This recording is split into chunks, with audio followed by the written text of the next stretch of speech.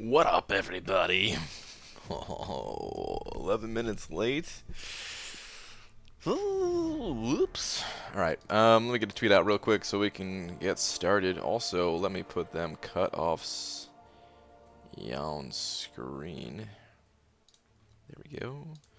Also, I forgot I need to remove these. Take that out. Take that out. Sorry, guys. I messed up something.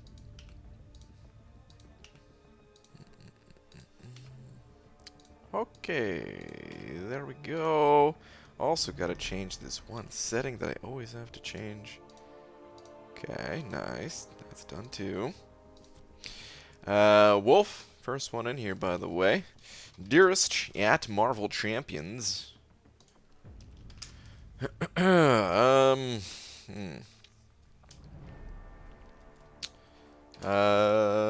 If anyone survived my hour-long video, what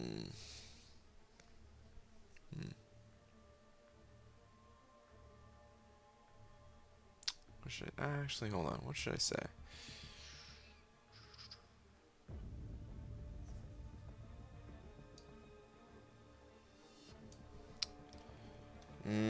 Okay, you know what? I don't know if there are any survivors from watching my 1 hour long talk about war. But if any of you are still alive,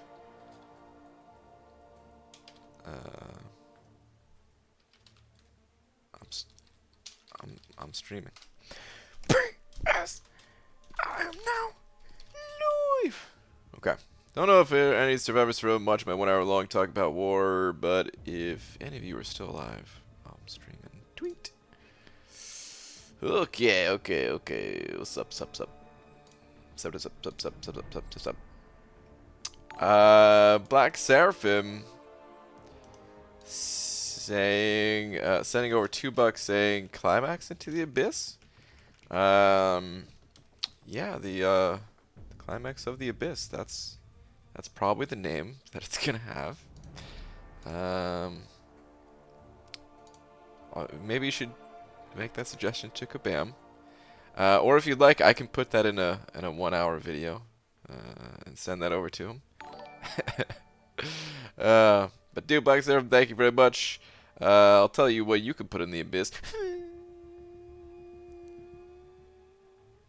Stop. Thank you, dude. Shark also sent it over too. Thank you very much. Saying hashtag Dapperoni, hashtag Ponzi scheme, hashtag Highlander, hashtag Happy Birthday. What? There's so many hashtags. That's hard to keep up. Shark, thank you very much for the 2, even though it's not my birthday. And I did hear, I was in Dream and Stream for a little bit, and I heard that Dap is still streaming. But this time with a new alliance. Dap.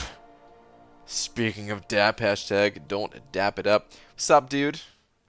Wait, is this a raid? Is that what's going on with the hashtag Dapperoni? Well, if that's the case, Dap, thank you very much. I take back my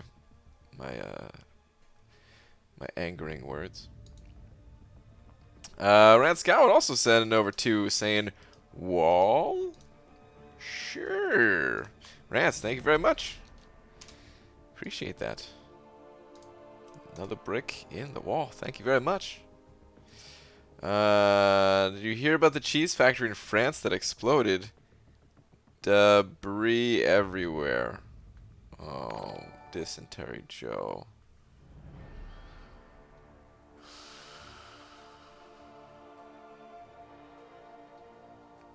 You sent over $1 too, even though I already just read it. Terrible. Boo to you.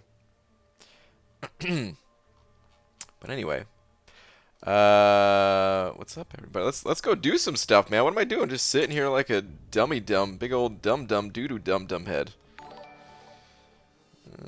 Let's get into it. Pulled 5-star Doctor Strange from Dungeon Crystal today. Super happy about that one. Nice, dude. Yeah, that's going to be the next crystal I open for sure. The next Dungeon Crystal I open. Well, wait. Which one was that one again? Ah, crap. I can't remember. One of the exclusive ones. That's probably what I'll be going with, though. Alright, I want to start out with the... Actually, no. Let's not start out with the event quest. Let's just hit the arena. Or should I? I lied. We're going to do that event quest. I need to get it done, man. I need to get it done. Let's get it done. But Carl, what's up, man? Love the vid. Carl, thanks, man. I figured that video, some people will like it, some people will not like it, and some people will just either have fallen asleep or only made it 30 seconds in and then said, wait, this is an hour? I don't got that kind of time. But anybody who did actually watch the video, shout out to you, fine people. Corvus. 4 mutants and a Corvus. That's my new team. Enzo, what's up, though, man? Good morning, BG. Drop the war video on vote day. Saboteur. Man, I was trying to get the video out earlier than that. I just couldn't. There was even some parts as I was watching the. I'm like watching my own recording back, and I'm just like, oh, this part is not very clear. And I did that 100 times, and kept like trying to re-record certain parts and stuff, and it just, you know what? Screw it. At a certain point, just it doesn't matter all that much. Hopefully, people get the idea of what I would like to see at least. That's all. But I didn't even vote on war. I don't know what to vote on war. It's totally not worth it to participate in war competitively. But I'm afraid that people are gonna stop are gonna lose interest in the game if they're not playing competitively, or I don't know, man. It's the whole system is just all jacked up. Christian, thank you very much for the buck. Where are you at? Where's your last one at?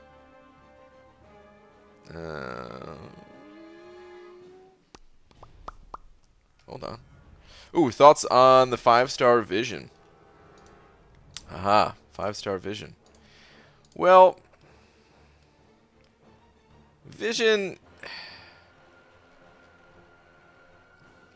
it feels like Vision's value has diminished in this game. I think, man. Okay, I'm gonna say this quickly, and then we're gonna change the subject completely. Okay. All right, because I don't want to get on, you know, I don't want to get on a whole big talk about this. I think Vision's value has diminished, and I think part of it is due to certain champions that deal massive amounts of damage and also don't really care about the enemy having power, and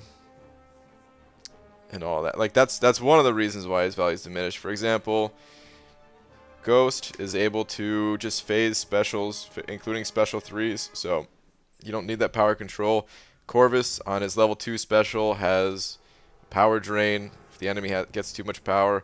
Omega Red, he's designed to not really be attacking so much, and a lot of times, so like with Omega Red, a lot of times you kill the enemy before they throw specials. A lot of these champions make it so that you don't necessarily need power control anymore.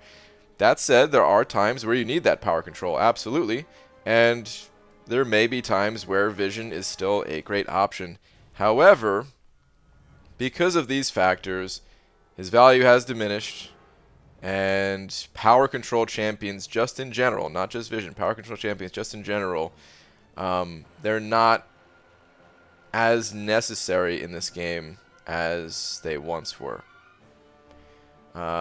So I would say if you're in it for the collection purposes, if you like to use Void or something like that, and you want to have that synergy, and you know he's still a good champion throwing team, still has some fine qualities to him for sure, but you know he's just not as as useful as he once was.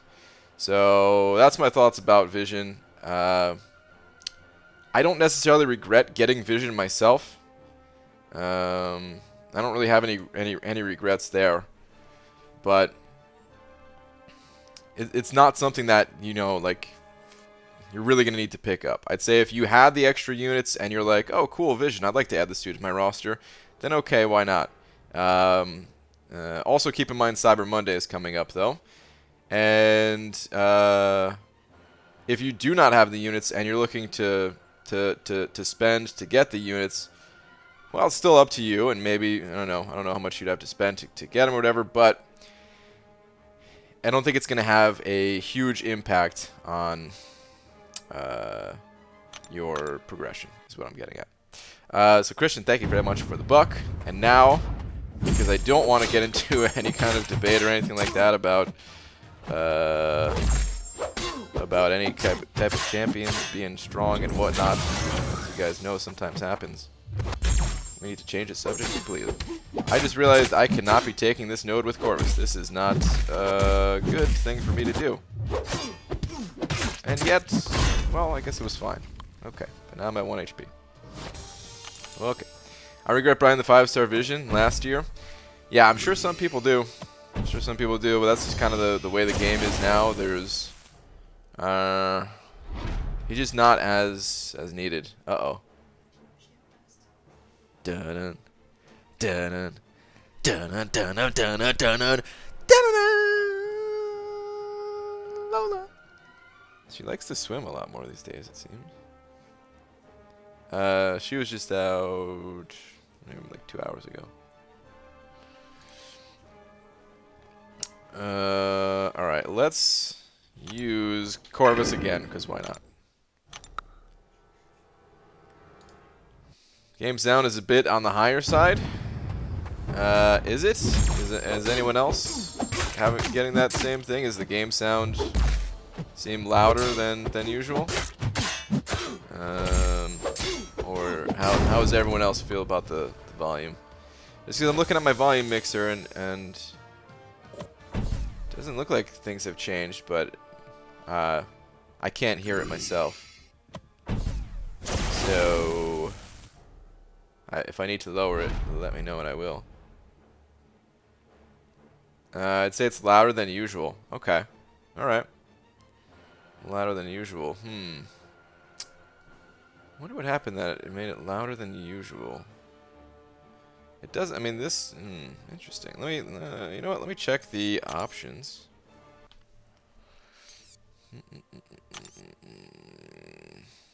Is it this thing that was shot up somehow? How did that happen? I haven't been in the options screen in so long. Maybe when I paused it at some point. I don't know. But normally it's much lower. Okay. That should be... That should be good now. Let me know if there's still an issue with the sound. Let me know.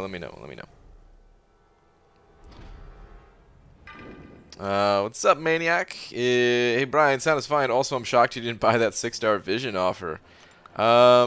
You know, I would like to get the 6-star Vision, but not at that price. I will wait, and if he goes down in price, like we've sometimes seen with Vision in the past, then I will spend a bunch of units on Vision, even though I do, like I said before, even though I think that its value has diminished quite a bit. But I will gladly pick up a 6-star Vision if they reintroduce him later on in the future. If you look at the title of the 4-star Redskull Arena, you will discover the secret of 4 Loki. Oh no, what is this? Alright, let me check it out in a second. Hang on. 4-star Redskull Arena. Okay. Oh, come on, dude. There we go. Orange Juice, send it over too. Thanks, man. Saying Timothy. Awesome vid and Alliance War, by the way. Thanks, man. Orange Juice, appreciate the 2, man. Thank you very much. Oh, wait. Okay, there we go. Thank you, guys. 1, 2, 3, 4 of you up there. Appreciate it. I still don't know why you call me Timothy, but thank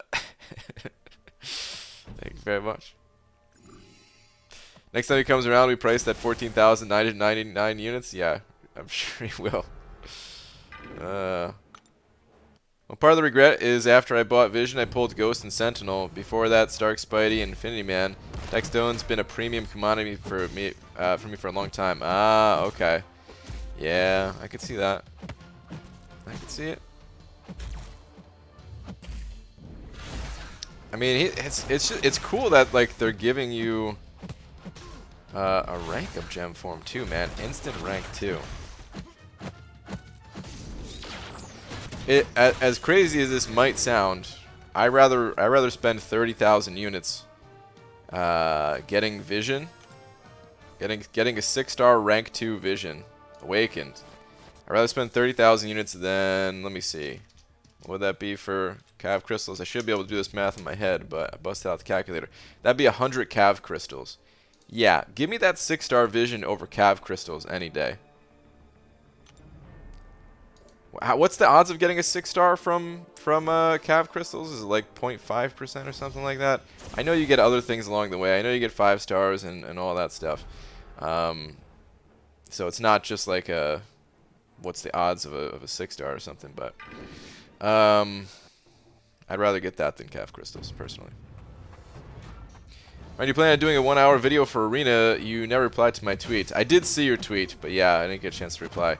No, I don't plan on doing a 1-hour talk about Arena. The next if I was thinking the next one I do that would be in a similar kind of light would be my full idea on how to allow players to continue progressing. Oh wait, by the way, I wanted to see, is the sound good now, guys? I don't know if I saw any comments.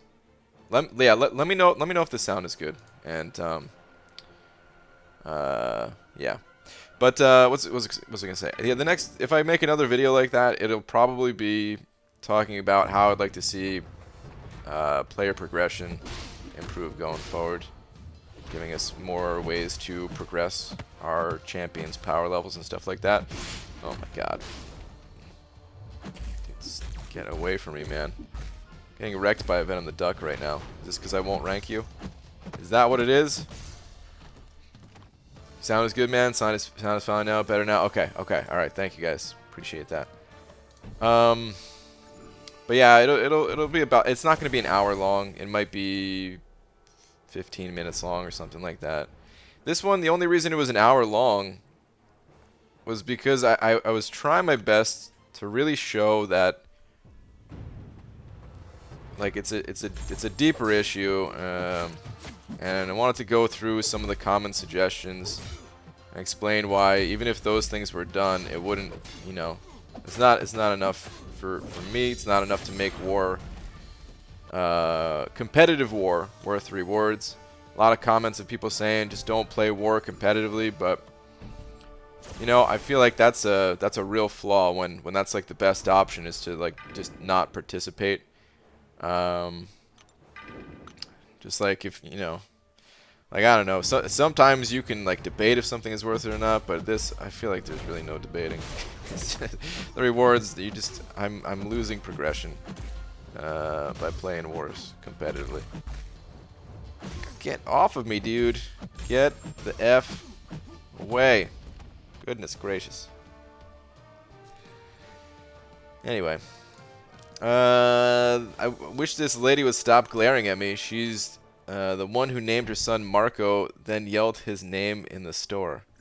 Wait. What is this last time? I wish this lady would stop glaring at me. She's the one who named her son Marco, then yelled his name in the store. Oh man. Okay. It took me a second to get it. But Marco Polo.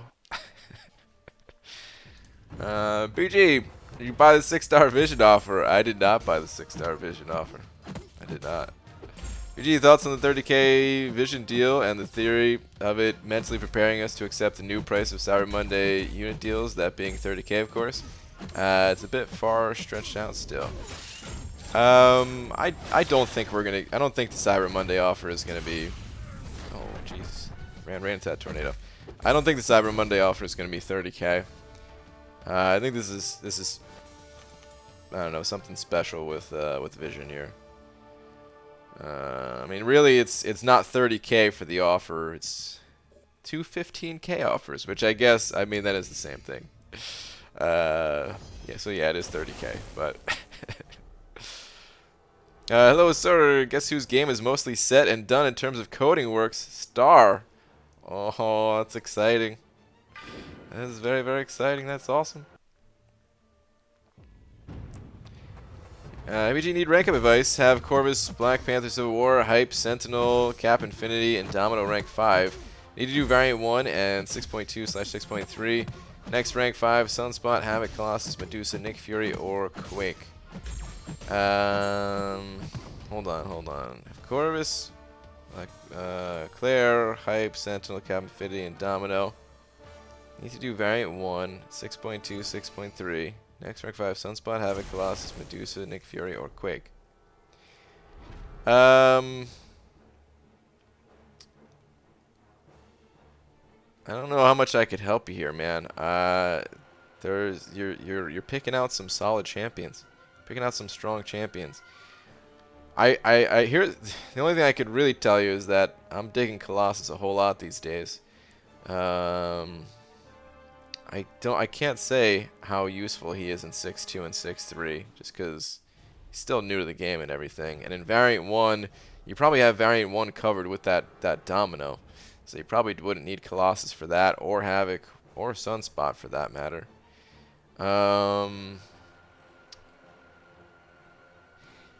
Text and Life, I'm sorry, man. I don't know if I have much advice. There's a lot of choices there. Are you able to narrow down your list at all? Because you're talking about 1, 2, 3, 4, 5, 6 different champions that you're thinking about rank 5, and that's. I mean, even if you narrow the list, I don't know if I can necessarily help with that decision because they're all good champions.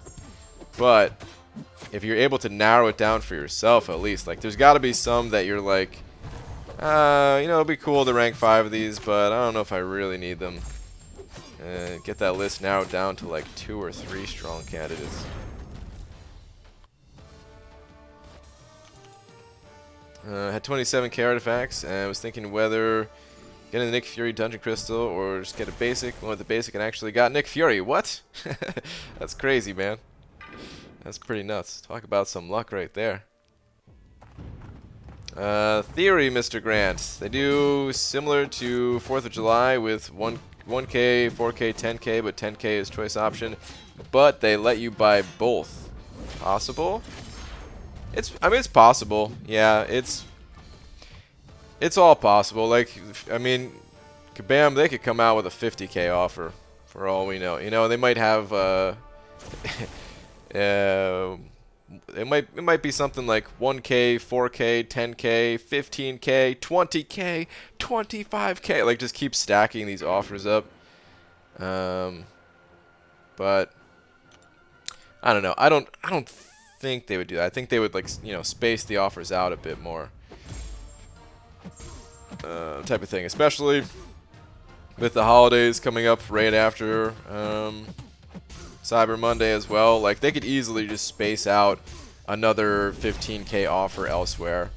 I mean, kind of like this one. They just threw out this Vision offer, right, instead of including it, like, with Cyber Monday. So yeah. Enzo sent it over too, saying wall equals Maurmer Miro Mir 4 languages Swiss. Oh my goodness. Did I even say any of those correctly? Enzo, I probably messed up saying any of them. But dude, thank you very much. I appreciate that, man. We can get some Swiss lessons in here for my inevitable trip out there one day. Even though I have never left the United States, and I'm already. I just checked the clock to see what time it is. when I was thinking about my age. Like, yeah, I'm already, let's see, it's 10:36. Yeah, I'm already 32 years old, so. But yeah, Enzo, thank you very much, dude. I appreciate it.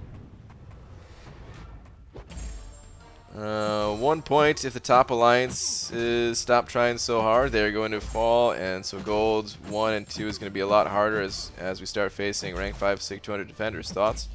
Absolutely. That's already happening all the time.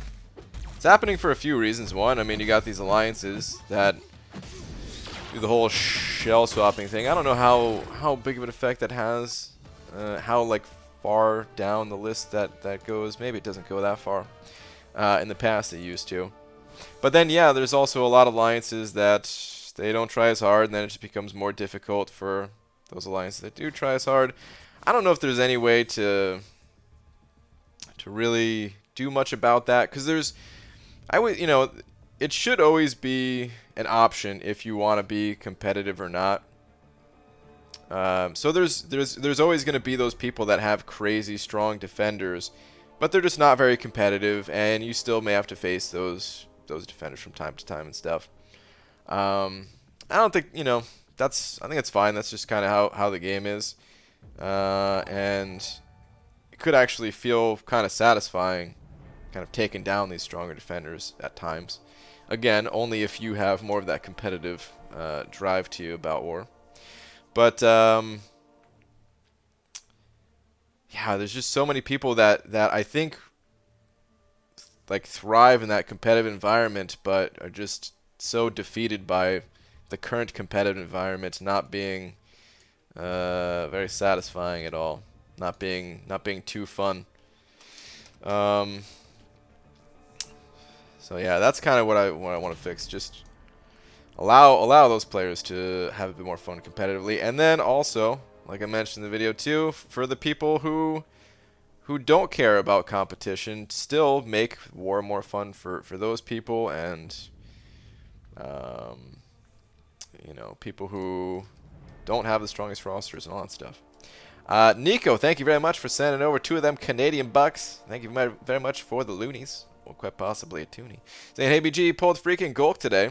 Presents me with a dilemma though. What is your dilemma? Let's see. I'm stuck between rank 4ing Unawakened Thing or my new Gulk.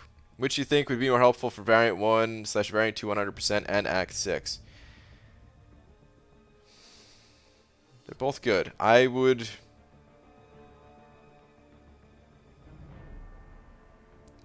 probably...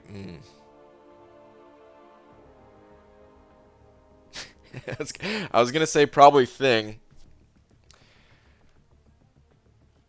And I think I will still say Thing. It is kind of tough though, because I don't know what other champions you have. So let's imagine Variant 2. Let's imagine Variant 2 for a second. And Thing is you know, he's an XL champion. Gulk is also an XL champion. And talking about taking him to rank 4. And I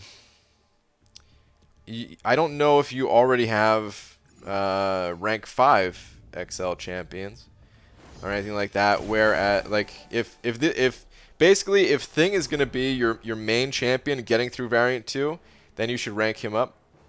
But if he's just going to be your backup champion to another XL champion that you're going to be using mostly, then I think Gulk would maybe work better as a backup, just because there's what? Oh man, there's only like one starburst path though, isn't there? No, I don't think you need Gulk at rank 4 even to handle that path. Rank 3 is probably fine. I'd recommend Thing first, I think.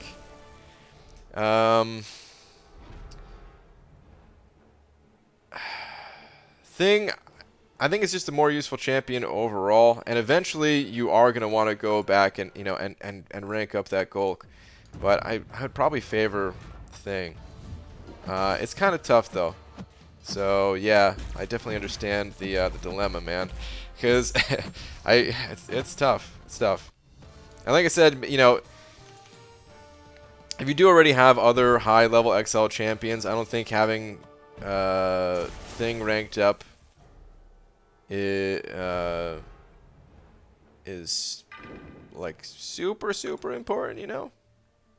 But then, of course, eventually you'd want to get him rank 5 and stuff because he's such a beast. Yeah, I'd probably say Thing. Nico, thank you very much for the 2. Wait, is that Dino or is that Dino? Man, I never know. Dino the Viking? I'm gonna go Dino. Dino the Viking sending over 9 of them Polish bucks. Thank you very much. This isn't another name for Yuki, is it? But saying last. Okay.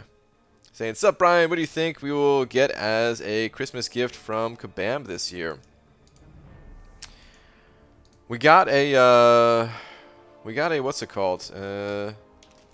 We got an Awakening Gem last year, right? A 5-star one?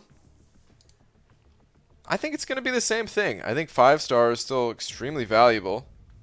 I mean, there's very few people that are relying on their 6-stars. And I don't know anyone who's relying on them exclusively. So, yeah, I would probably guess if we're gonna get something, that it would probably be a 5-star Awakening Gem crystal again. That is my guess. Dude, thank you very much. I believe that comes out to 2 from all the other Polish bucks that Yuki has sent over. I believe that's what it is. So thank you very much, dude. And Oraplexian also sent over 2 saying, BG wants to nerf Alliance War defenders. Nerf. Yeah, man. Nerf everything. Actually, if you think about this, and I said this in one of my takes that I just decided to scrap and redo.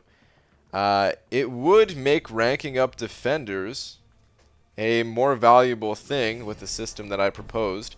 Because right now, it's like, okay, does your defender get a kill or do they not get a kill? And there are certain champions that will reduce someone's health, but maybe they're not strong enough to kill them, type of thing.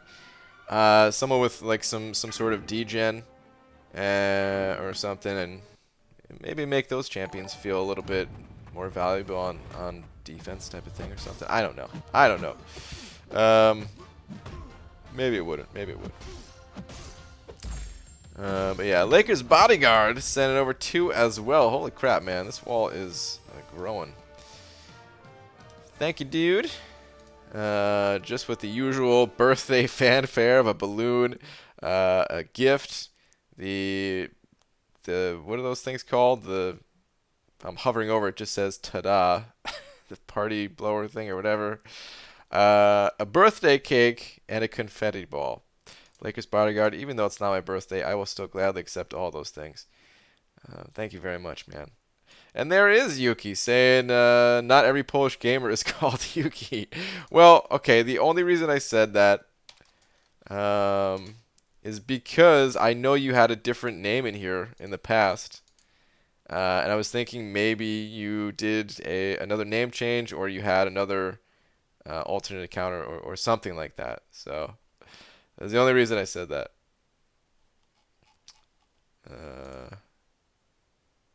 Shout out to my fellow Polish gamers. But thank you, man. Thank you, everybody. Appreciate it. Quick question. Would a rank 4 Mysterio be good for Mr. Sinister in 6.2? Rank 4 Mysterio for Mr. Sinister in 6.2. He does not gain any kind of Fury buff. His Special 3 gives him a large attack boost, but it's not a Fury buff. And for Caustic Temper, that ain't gonna cut it.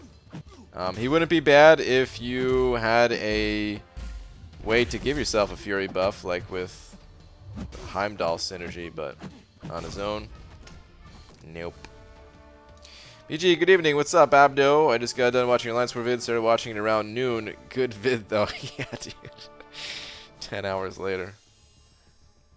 Having a rank 5 gem for Cosmic and Mutant, if that helps, lean more towards Havoc, Quake, or Nick Fury. Out of those 3, I personally prefer Nick Fury but I think it's more of a personal preference type of thing. For example, I really don't like Quake, but some people absolutely love Quake. So yeah, I'm not sure how much I could really help, just because you have a lot of good champions, and all the champions that you're thinking about ranking up, they are strong as well. And like the amount of champions that you have allows you to be more flexible in your rank up too. Whereas let's say like somebody who they're making their first rank 5 decision, and they throw Sunspot out there as a first rank 5, I'd say no. You know, like cut him from the list. Get a more versatile champion ranked up first. That can cover more areas of the game. But because you already have all those things covered, you have a bit more freedom, and maybe you just need what Sunspot brings to the table, and like at that point it was totally fine. And sometimes the best move to rank up someone like that, someone that has more specific focuses, type of thing. So yeah, that's why it's hard to give advice in a situation like that. A couple more super chats. Jason Wild Bunch sent it over to, saying, just want to be part of the wall and read last. Okay, will do, and thank you very much for the 2. Before I read your last one, also have VG1790 sending over to, just saying wall. All right, well, thank you guys. Thank you both. All right, Jason, where's your last one? Last one is, what's up, BG? You got a 5-star Electro from Dungeon Crystal. Any good or Trophy Champ? I'd say primarily Trophy Champ, but a really cool one, in my opinion. I don't know. I like Electro quite a bit. I think he, like, speaking of Alliance War and speaking of Defenders, I think he can mess people up a bit on defense, perhaps. There are some ways to counter Electro these days, some really powerful ways to counter Electro these days, like Omega Red and Namor. But maybe you can squeeze them on a path or something like that, get creative so that maybe the opponents wouldn't be able to bring in those types of champs. And I think he's a size small champion as well, so he works with the evade global defensive tactic thing. Other than that, I mean, offensively, I don't think he's too strong. I think he recently got like a new synergy. Let me go check that out on Aunt May real quick. He used to be so strong offensively. I mean, maybe not so strong. He used to hit hard, I guess. A lot of crits with the way his Awaken ability worked. Let me see. Perfect block with Claire.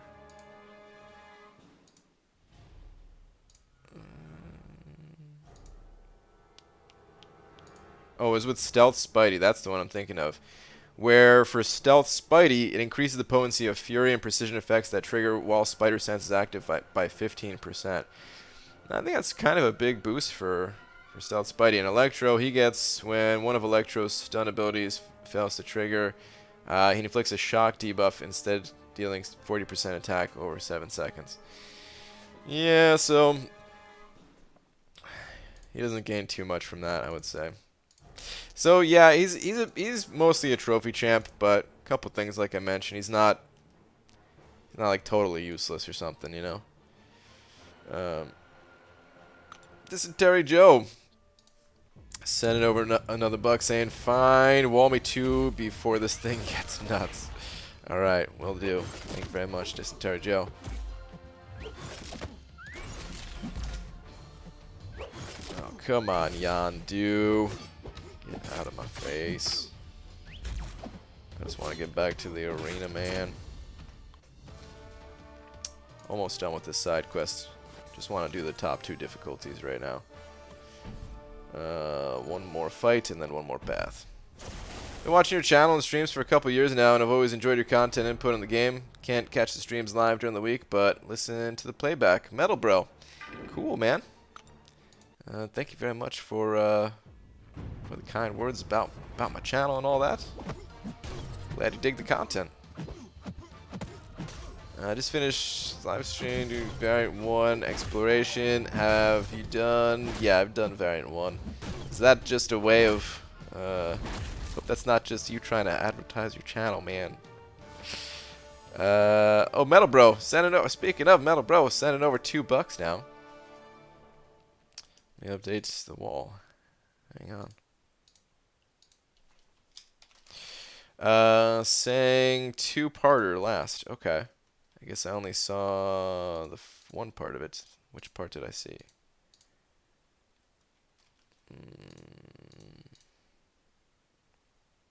But listen to the playback on my way to work. Ah, there we go, because this is the second part. Listen to playback on my way to work. Keep up everything you do, you beautiful bald eagle.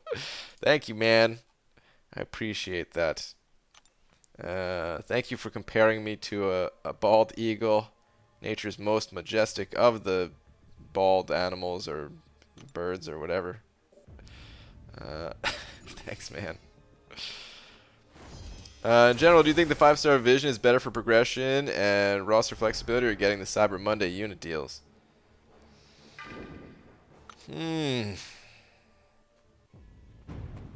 Probably the Cyber Monday unit deals.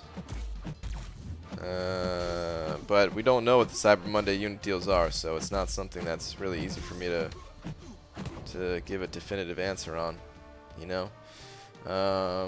Especially because I'm not sure which title you have, and that's going to affect the offers and stuff like that as well. Any champs that you wish it was a different class? For example, I think Yondu would be better as a skill champ. Different class. Nothing really comes to mind off the top of my head. I'm sure if I thought about it more, I would come up with something. But I got nothing right now. No. Generally I don't care too much about the class types.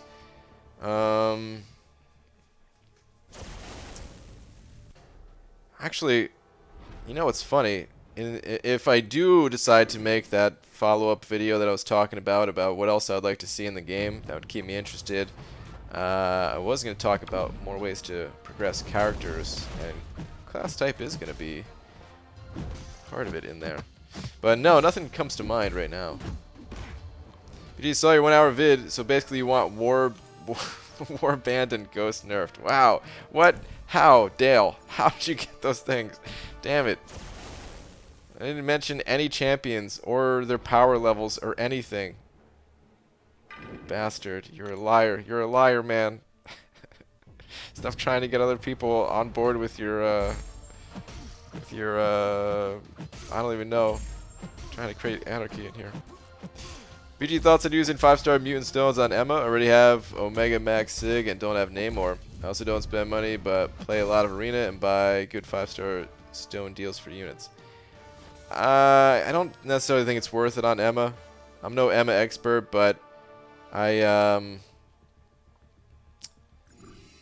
don't think she needs it.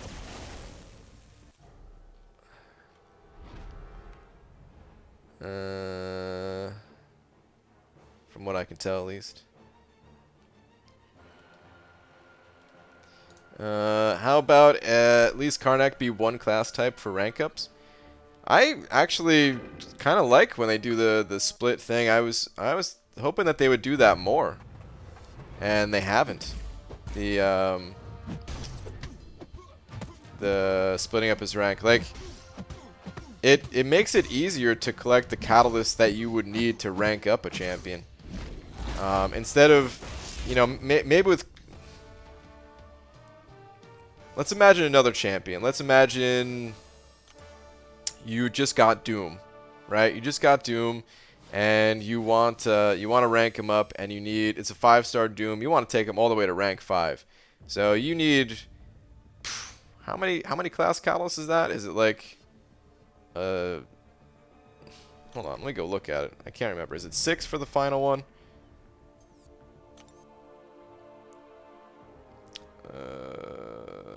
Look at Gulk. Yeah, 6 for the final one, right? I think it's 4 to take a champion to rank 4? It is. Okay. So 6 plus 4 plus 3. So 13 in total. Right? You need 13 of the same class type. And right now, we can only hold 12 even of the same class type, unless you have the Summoner Sigil, which is annoying.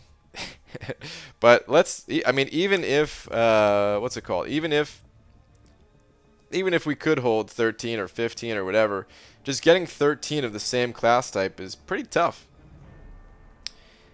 If you can split that up between other class types and say you need, what else would Doom be? I guess tech or science. Or what if it was all 3 of those? What if you needed all 3 of those types, and now you only need, you know, 4 into. I mean, it wouldn't work out that way. It would be like 1 of each class type for rank 3, and then for rank 4, since you need 4 class catalysts, it would be like 2 mystic, 1 tech, and 1 science, and and so on.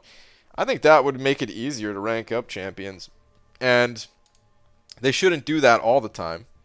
But I actually kind of liked how they did for Karnak, and wanted to see that done a little bit more. You think if Kabam said no more war seasons, or even just no more war, and added the war rewards to something else, how do you think the community would react? I would be happy. I wouldn't want to see them do that. There's a lot of people that like war, and the most vocal people, they're always the people that aren't happy with the current situation. The people who are enjoying war, they're just kind of silently enjoying war, Or maybe they'll add to the discussion of like, oh, wait a minute, hey, I like war, when someone's saying they don't like it, But I wouldn't want to take that away from people. And I do think it can be more fun to where it would be enjoyable. Grotesque, thank you very much for the 2. I'm assuming that is, as per usual, just adding you to the wall. Yep, I don't see any other comments from you. So thank you, man. I appreciate that. Thank you very much. But I did experiment, which I tried to put. Hold on, what is this? Tried to put a termite-fed antline with an ant-fed antline. The ant-fed antline absolutely mauled the termite-fed one. Rip docile antline. Oh my goodness. Ryu. What in the world? I'm so sorry for the loss of the other antline. Do you ever get burned out, or do you think you will ever get burned out? I get burned out from time to time, yeah. I just kind of reduce my playing overall when that happens. I'm kind of on an uptick of how active I am in the game right now, where I'm playing a bit more than some of the times where I did kind of step back and didn't go as hard in the arena and stuff like that. Actually, right now I'm kind of finding a middle ground, because I'm trying my best to avoid going for any kind of featured grinds and just kind of scoop up as many milestones as possible, but a little more active there. Anyway, yeah, it's all just about finding the right balance for you. And I think it's not just, it doesn't have to just be a steady, consistent balance. It can have upswings and downswings of how much you are into the game and how active you are and stuff like that. Usually I still think the pausing boost thing would be the best solution. Wouldn't fix the energy issue and what time you'd have to play completely, but it would help a lot. So what's the pausing boost thing exactly, Abdo? Explain that, because I saw you say that, but I wasn't sure. I wasn't exactly sure what you meant by pausing boosts. Do you really liked your Alliance War revamp thoughts video? That's what the community needs. Thanks for sharing your thoughts. Nick, awesome, man. Glad you liked it. Thoughts on Psylocke? I just pulled her as a 5-star. A little bit underwhelming, I would say. She has some utility, but it's utility that typically isn't needed for the average situation that you come across. And overall damage output is not the strongest. Her survivability is not the strongest. She's just a kind of cool average champion, I would say. Just watched your video of initial clear of Act 5.2. Damn, you were bad. As bad as I am right now. Oh, man. Well, thanks, dude. Yeah, I mean, over time, I've definitely gotten a little bit better at the game, I would say. But, hey, that content's tough, man. Content's tough. But it's good to point out, I mean, everybody grows in this game, and no one starts out just destroying content. I mean, I still get my ass kicked all the time to this day, but I was certainly getting my ass kicked even more back then. Elijah Snipes sending over a couple bucks with a dancing pair saying, "Hey, you." Can I get a shout out? Yeah, man. Shout out to Elijah Snipes. Thank you very much for the 2. Appreciate the support. Thank you very much. Let me add you to the wall.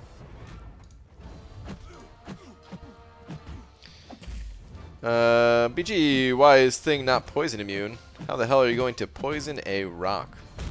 Well, he's still a real boy under those rocks. Yeah. I don't know, I feel like you can poison rocks, right? I have no idea. I don't know. I don't know enough about rocks, but you could probably poison them, I guess. I don't know. I mean, can you imagine if we gave Thing another immunity, though? Just throw another one. He's already immune to like 8 different things.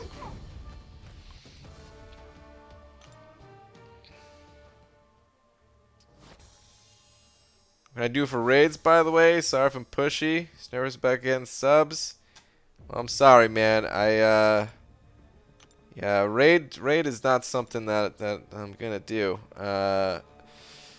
It's best just to make some good content, and over time, people will find your channel, and it just takes time, patience, hard work.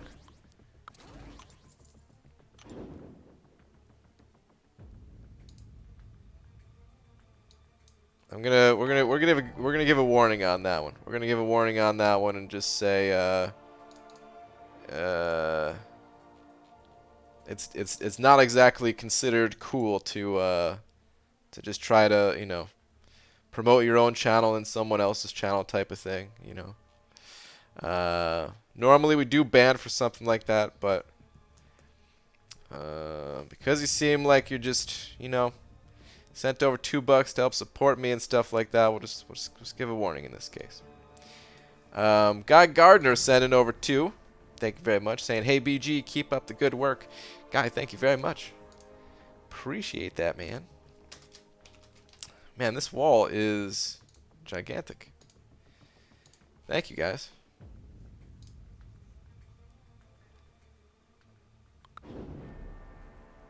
Thing is poison immune if you put him on debuff immune node. Easy. That's true. That's true. You're still full free to play. Yes. BG, I like your ideas in your war vid. Would you rejoin CCP to help get your ideas heard? I don't think I need to rejoin the CCP to get my ideas heard. I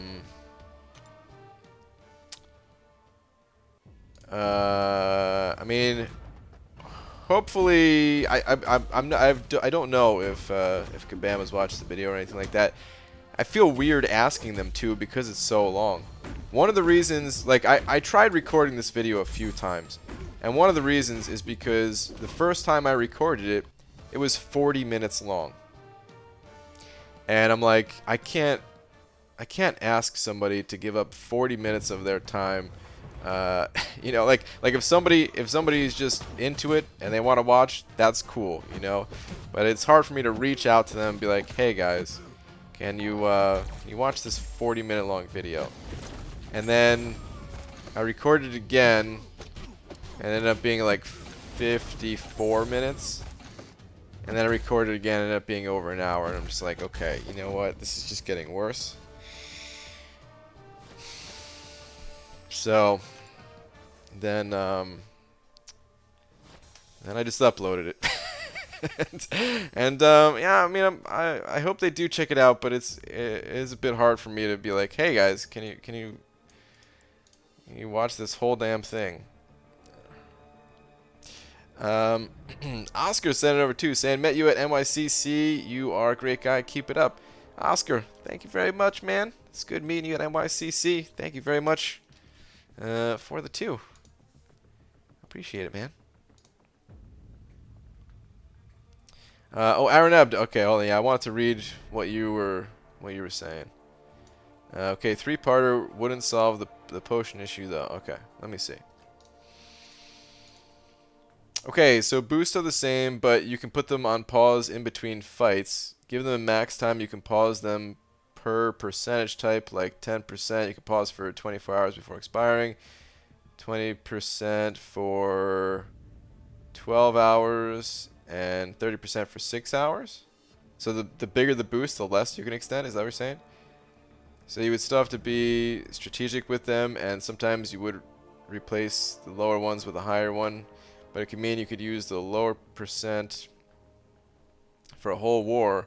Or if you slapped on a 30% boost to do some difficult content, you could pause it, do real life, and get back to it without being wasted.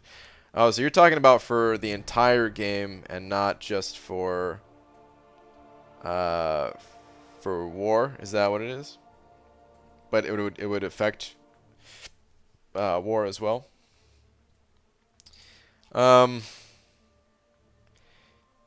Yeah, I think I don't know if that would address the biggest issue that I have, where you're just like always waiting for somebody. Because if they have any type of duration at all to them, if they're not going to last the entire duration of war, then people are just going to start planning out ahead of time. And if it lasts 6 hours, then they'll wait till they have 5 energy. And again, wait till they're, the alliance mates that are going to be clearing you have 5 energy. And then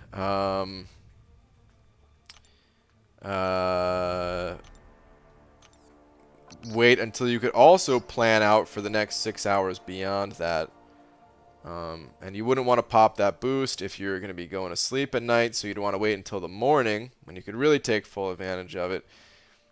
I don't know. It feels like it might not solve the issue that I was trying to address, type of thing. That's how I'd feel about it, at least. Yeah, so that way you couldn't use 130% boost for the whole war, because that would be too much of an advantage, but maybe you still want to pop it on for the boss or minis. See, in theory, it'd be fine if it worked that way, where you would only want to pop a boost for something like that, but in practice, that ain't what happens. It's not what happens.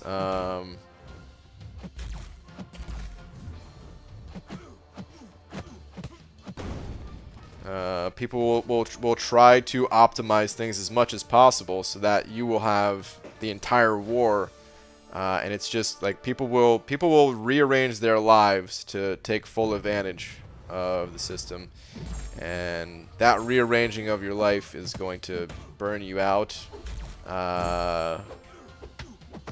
And you could either choose to then buy, like larger, like, I don't know. It's just, I just don't think it has to be that way.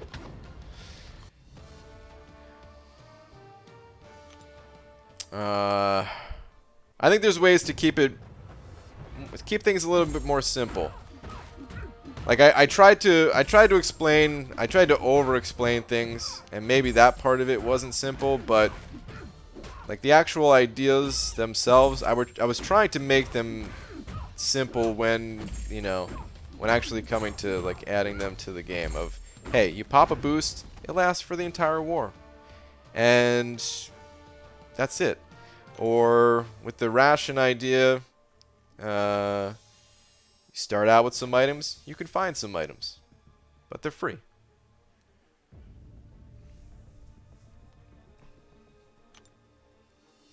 So fights are 3 minutes or less, so if you want, you can pause it between fights and get 5 fights out of it for a 10%. You could do them whenever you have energy.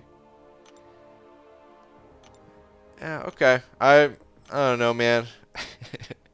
I just the whole pausing idea, it feels complicated to me. I hate to say it because I like having this discussion and stuff like that, and I definitely don't want to make it sound like I'm crapping on your idea. Because maybe it would work out, maybe it'd be really good, but to me it feels like it would just kind of complicate things a bit much. Having and then you forget to pause your boost or something like that before you go, or I don't know. BG, love the video and totally agree with you. I'd love to give a lot less effort towards war, but being a leader, it's hard to recruit higher prestige that don't care about war. Yeah, I hear you, man. We definitely lost some of our top prestige guys by caring about war, actually. So we had kind of the opposite problem, but then we also gained some people who they left their alliances because people in their alliances did not want to play war anymore. So it's kind of interesting, man. The whole shuffle that happens. ABG, how does Kabam make money off of war with the war rations idea? Well, they would make money just by keeping players interested and engaged in the game and kind of incentivizing playing other areas of the game. So increasing the amount of health you gain from each ration so that you don't have to use as many, and that can count towards your score. Increasing that based off of like your story progression in game to get more players interested in doing, like, you know, getting the new titles out there.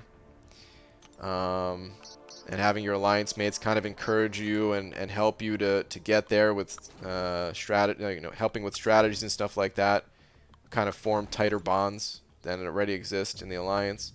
And of course, they would have to get new champions to get through some of this content, or if they don't want to wait until they get these champions, might cost them extra, potions if they wanted to gain that competitive advantage right away. And yeah, I think it would just, like, a lot of people, I've seen this plenty of times where people they want to keep playing the game, but war has become too much, and they have to leave the alliance. And once they leave the alliance, their alliance, they leave the people that they've been playing with for years at this point. They just kind of lose touch with the game and the community altogether. Even though they still like it, they just kind of end up stop playing. And then boosts would still be a way to make money off of war, where you still have that choice to use a smaller boost or a larger boost. I kind of talked about all this stuff at the end of the video, but I don't blame you for for not making it to the end if you didn't make it to the end. But yeah, the Kabam can keep incentivizing players to pick up special packages and stuff like that, like the early access bundles for chances to get a champion. I mean, if they included with, like, if you look at the odds to get Reed Richards out of the Cavalier Crystal, and it's pretty low odds. It's pretty low odds, and if somebody sees that and says, "Oh, this isn't worth it just for his chance," not going to get him. But then they also see, "Oh, I'm given 30% boost as well, and that's gonna cover my entire week of wars at max, like basically max boosting, at least with the champion boost, not the other ones." But and it's not just that it's going to last for a few fights in that war. No, it's going to last the entire duration of war, and you're covered for the next week. And people will think, you know what? Okay, I'm going to get this because it'll make Alliance War more fun for me. And then hopefully I get Reed Richards too, I mean, really, they'd still be getting it mostly for trying to get the new champion, but it would be more appealing, I think, for players. I also think that a lot of players don't spend in war as it is. A lot of players that would be competitive and would want to be competitive, and they just don't end up spending. They stopped getting the boosts and stuff like that, just because they're not enjoying it. The rewards aren't worth it, all that. So they just go in this approach to it, like it's just going to be this side thing that gets done. You're going to save as many resources as possible, but try to get a minimal amount of rewards at least. And if you can kind of get those players re-interested in competitive wars, then you could also maybe re-interest them in going for better defenders, stronger defenders, ranking up attackers, and maybe picking up some of those boost bundles and stuff like that again.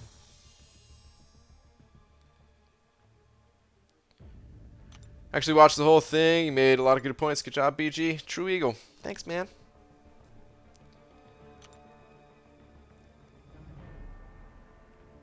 What about making energy unlimited? Kabam makes money off potions, revives, and boosts, but you have to wait for other members to make moves. It's rough, because I think I noticed something when we had 30-minute timers one time, or a few times. It's funny because like Kabam made a comment saying like 30-minute timers is I mean I don't remember their exact wording, but they made it sound like it was a punishment to have 30-minute timers when people were asking for them or something. But I did notice, like, or again, I still do notice when we have shorter timers, it feels like I can't step away for the game as long. Oh, is that what they said? Some players find 30-minute timers punishing? I mean, I kind of understand what they're saying, because I never go to the movies or anything. The last time I went to the movies, which was for Thor Ragnarok, we had 30-minute timers. Pretty sure. Now, man, now that I'm saying that, I feel like someone's going to go back and fact check me, but I'm pretty sure that we had 30-minute timers during that time. And I went to the movies.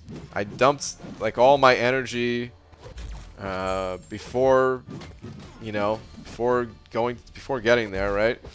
I get there, watch the movie, and getting out of the movie, and you know, I'm on a date with Laura. And I felt like after the movie was over, I had to get back in game because I'm capped out on energy.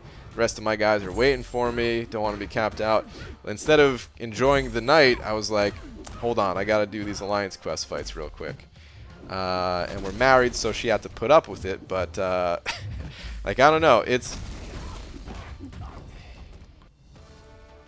I would not call it punishing, necessarily.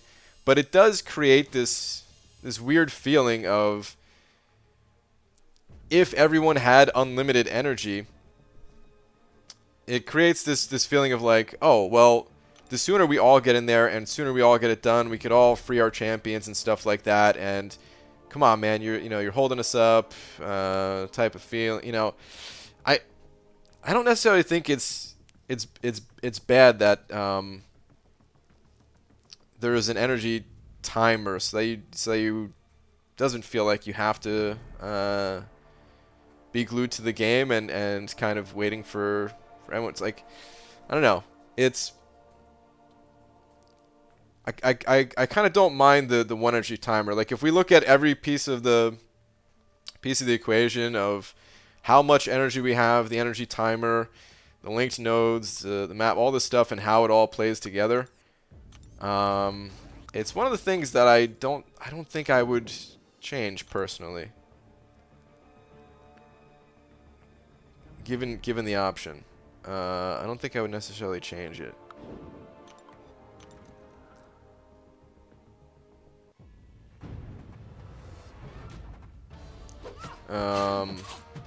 You get the time made up in the end with 30-minute timers ending substantially earlier, and once we get used to those timers, we won't feel rushed or like we need to get in as the timer ends.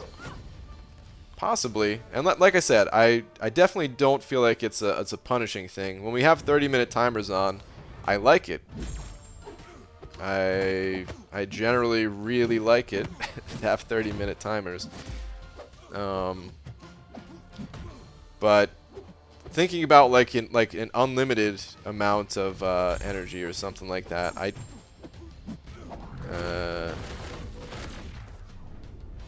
no, I mean I see. The thing is, like, I probably would like it too. I don't know. It's interesting. Like, I would need to play around with it. I would need to actually play around with it. If there was unlimited energy, if there was no energy limit, how would that make me feel? It's kind of hard to imagine, to be totally honest.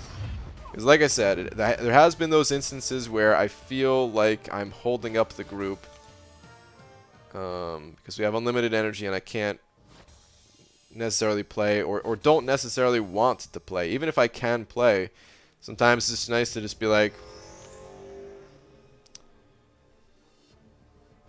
I don't know if you guys heard that. Very, very loud motorcycle going by.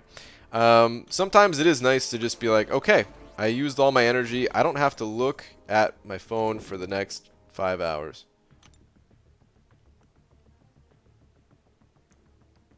And sure, you can get that same feeling if everybody ends the war early and you say, or Alliance Quest early and say, oh, okay, good, now for the next 12 hours, I don't have to look at my phone. But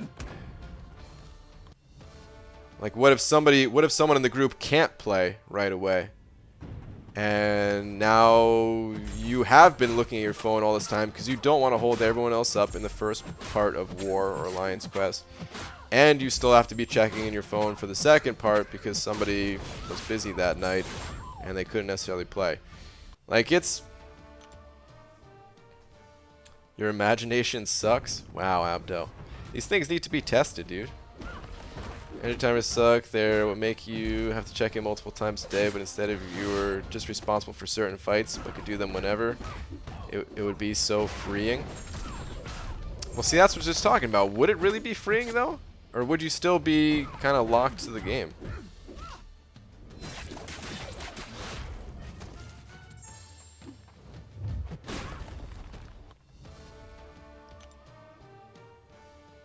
Like,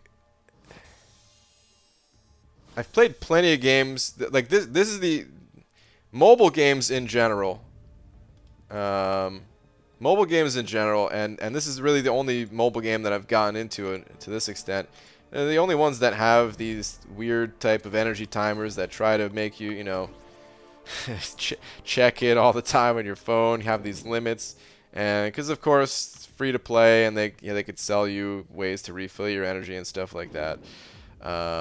It's one of the main reasons. Not that that's how it works in Alliance Quest. They don't sell Alliance energy refills, but still, it's kind of common in mobile games, right?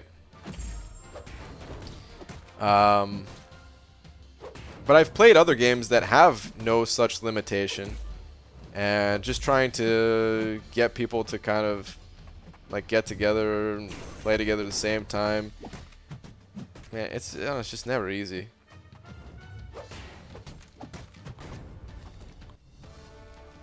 I don't know, man.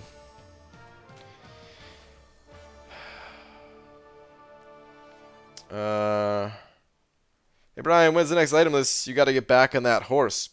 GM, I didn't fall off the horse, my friend. We crushed it last time in there. There's no horse to get back up on. But Sunday. Sunday, probably. Almost for sure Sunday, unless something comes up, just because, yeah, I've already been streaming like the last few Sundays, and I don't know if I needed to do something. But during the week, I pretty much have to be grinding units, and all my time spent in game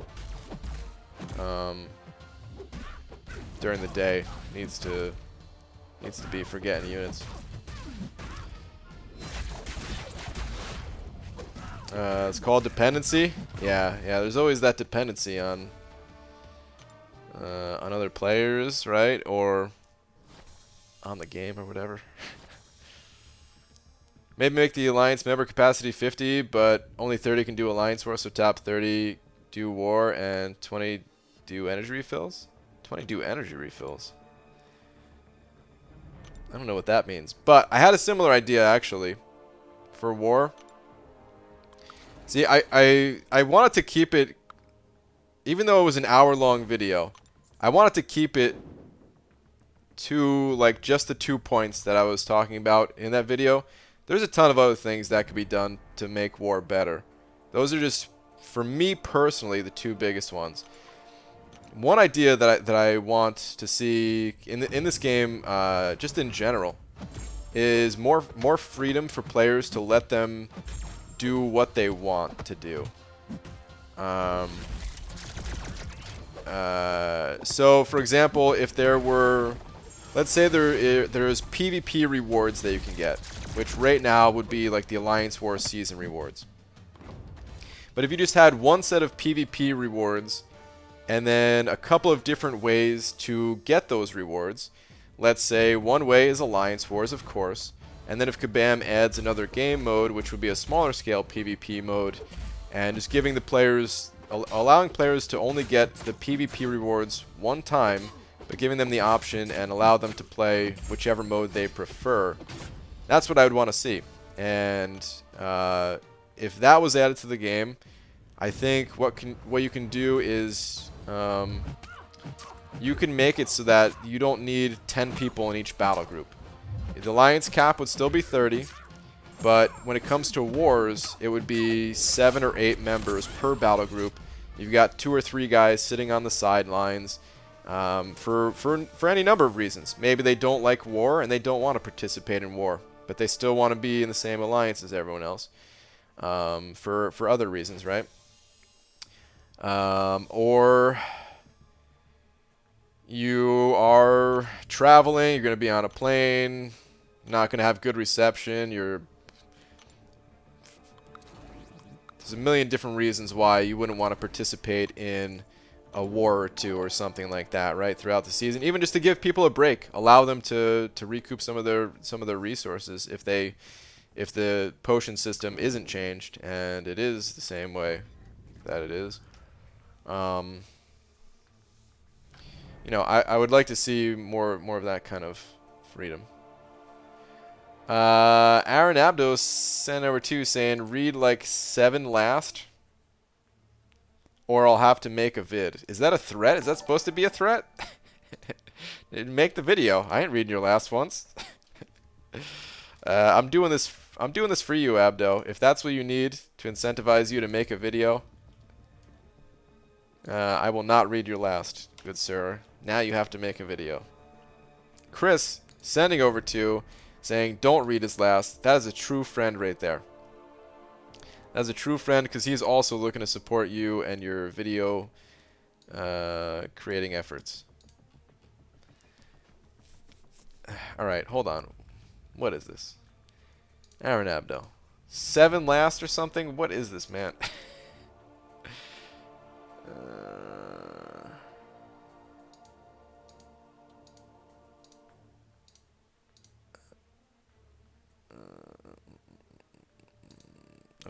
Okay, different war idea. Get rid of the map entirely, no energy, just put 50 defenders and still select their nodes. Make it so anyone in the BG can take any fight whenever. Still choose minis and a boss, and you can't fight them until the other minis are done.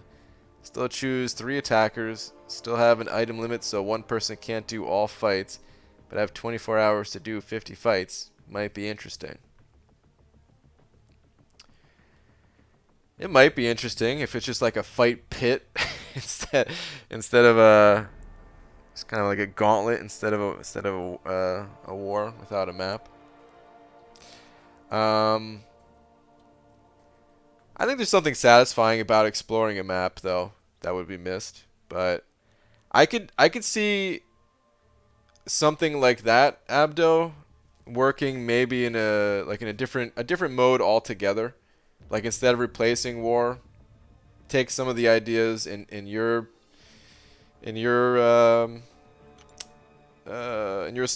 suggestion here, and just kind of tweak them into a different mode altogether. You know, like that's why I want to see a smaller scale PvP mode, is because I think you can get crazier and maybe have things like that where maybe there wouldn't be 50 defenders, but let's just say it wasn't battle group, it wasn't alliance based, and there was like 3 of you guys together, and but everything else that you said is like, you know, the same, just on that smaller scale, where okay, now you just go in and you just go nuts, and you just try to run through as many guys as possible, and you know, still gotta like take out some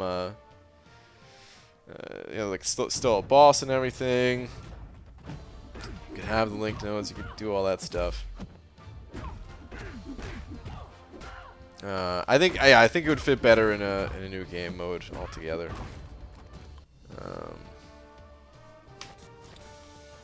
The further away that you get away from it, which is not, it's not a bad thing. I think war, I mean, I remember at one point in time I said there was nothing that can be done to fix Alliance War and just to scrap it and start over.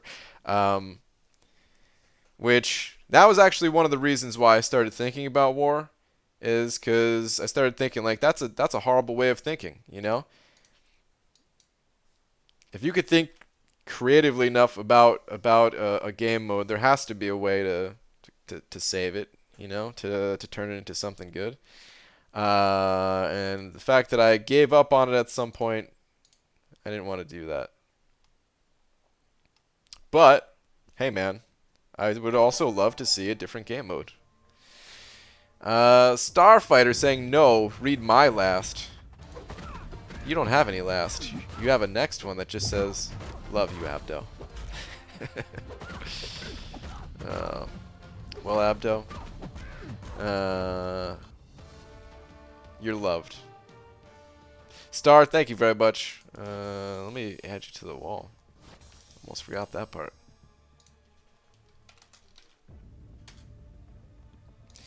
Black Seraphim sending over Buck saying keep wall. Okay.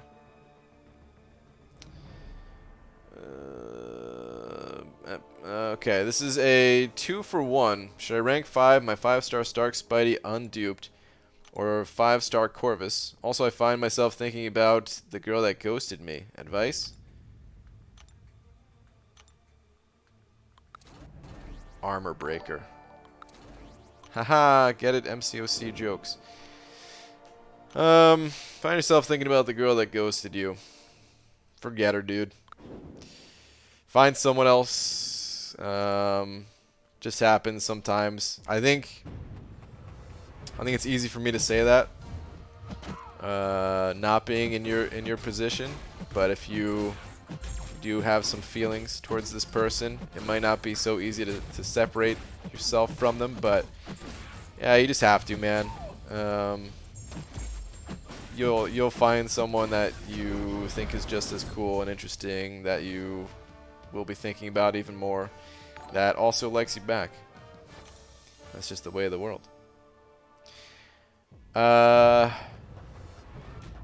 okay, your first part of yours is, should I rank 5-star Stark Spidey unduped, or 5-star Corvus? If you run Suicides, Corvus. If you don't run Suicides, maybe still Corvus. I think I would go Corvus either way. Versus an unduped Stark Spidey. I mean, not that Stark Spidey's bad or anything, but I think I would just go Corvus myself. So yeah, I'd probably do that. Chris sent over a buck saying, here, combine that with another single. Keep wall. Oh, the wall was already getting kept anyway. But thank you, Chris.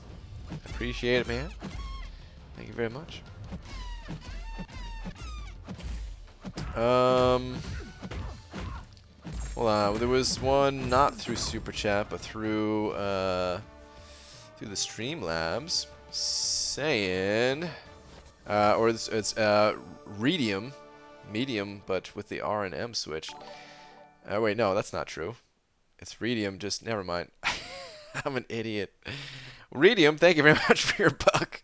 Saying, just wanted to ask if the Alliance is the most important mod for getting better. Mode? Just wanted to ask if the Alliance is the most important mode for getting better, because I'm from Israel and my timeline is taking the Alliance to the middle of the night. So yeah, yeah, it's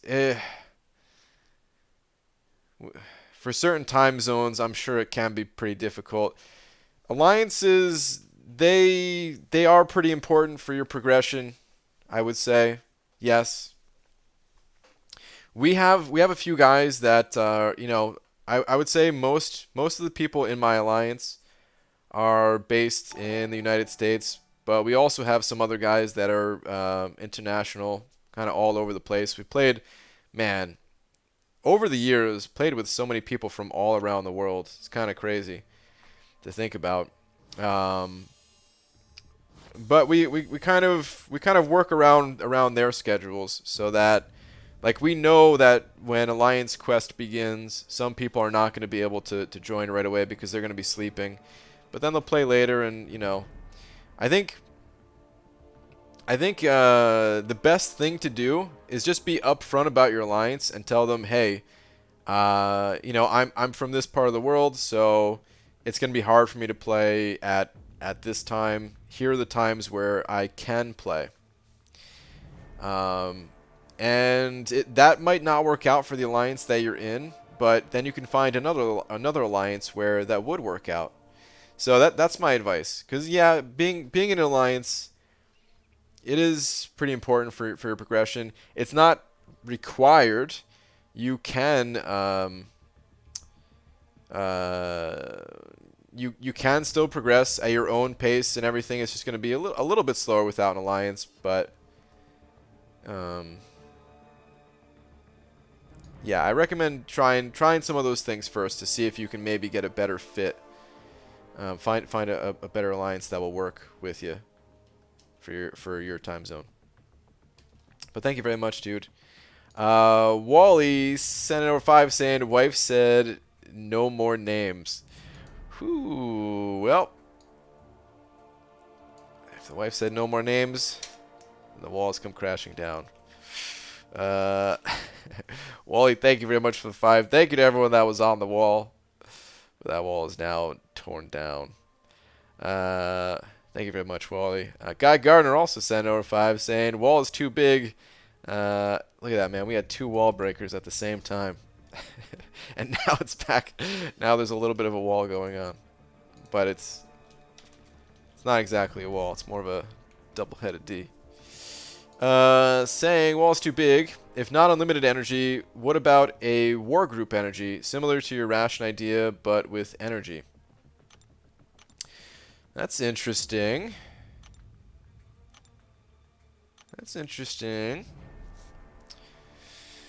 Okay, right away, I like the concept, but might have an issue where you are about to use some energy and then someone else uses it before you, and that might feel bad. So maybe, like if it was all pooled together. So I could see there being a war group, like a your personal energy, and then a war group energy as well. Where it's like this overflow energy that anyone can use. I could see something like that maybe being interesting.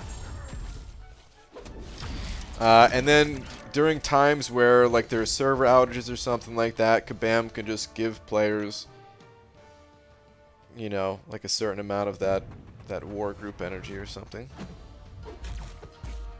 That could work. I'd have to see it in game. when it comes to the energy stuff, it really is a little bit hard for me to imagine like how it would feel in game. You know, there's certain things that seem like, oh yeah, this is definitely gonna work out. I mean, not just for the energy stuff. I mean, even the idea that I shared today. Who knows? Maybe if I tested it out, I'd be like, oh, you know what? I thought this idea was good, but it actually sucks. But especially when it comes to the energy stuff, it's hard for me to say what type of an effect it would have on things. It would probably be an improvement, probably a welcome improvement. So I like the idea overall.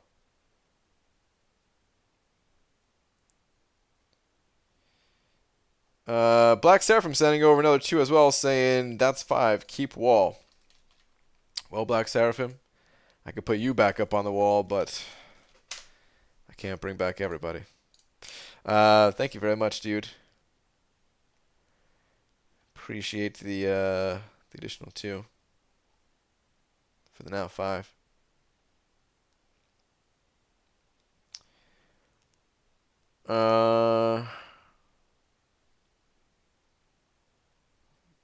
And someone was asking about just increasing the energy from 5 to 10.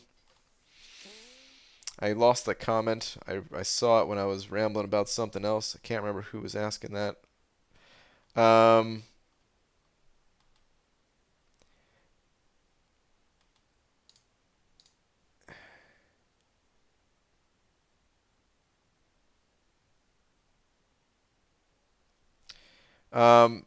I mean, okay, about increasing the cap. I think increasing the cap is also good. It comes with one downside to it, I would say, is that people would think, oh, I'm not going to cap out for 10 hours. So I don't need to play it right now. And maybe the other guys that you're playing with are like, dude, come on, man. Can you clear me? You know, and you're waiting those 10 hours for someone to clear you or something like that.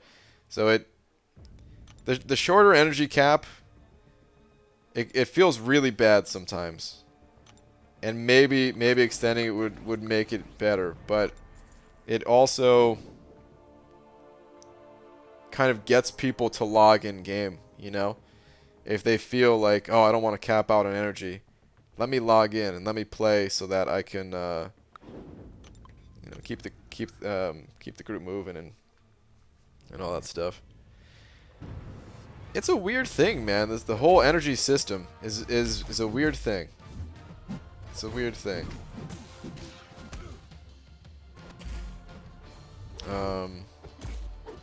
No matter what, like whether something is adjusted to energy or not, though, I would still want to see like the boost last the entire duration of war and stuff like that. Like I wouldn't. It doesn't matter what you do to energy, whether you make, even if you had unlimited energy. If you had unlimited energy or anything like that, doesn't matter. Still have to make the boost last the entire duration of war, because you should still be able to play a little bit more of when you want to play, type of thing. Since you didn't read my messages, sad face, I'm going to sleep now. Oh, Pixie Bell. Sorry. There was a lot of super chats that I was reading, so I'm sure a lot of people I missed their messages. Was it this? Less talking, more playing, BG? Cracking the whip. Let me see. Was there anything else? I don't know what you're talking about, but it put the hubs to sleep. Carry on. That's good. That's good if the if the war conversation knocked him out. Wally sent it over too, saying wife's B-Day money. She wants the wall. Okay. Wally, thank you very much for another 2. Thank you, thank you. The wall is yours. Jack almost sent over 2 of them Australian bucks. Thank you very much. Appreciate that, Jack. Where's yours? Oh, here we go. How's it going, BGE? 4-star Angela or Medusa for rank up. I need decent damage Cosmic Champ for Beardo Cap synergy. Also, I don't have a good regen champ, hence why I'm asking about Angela. Okay. I'd still recommend Medusa. Angela, she has, oh, she said put Wally wife? Okay, alright, will do. I'll adjust that in just a sec. Angela has some healing, but it's not the easiest to take advantage of in every situation. I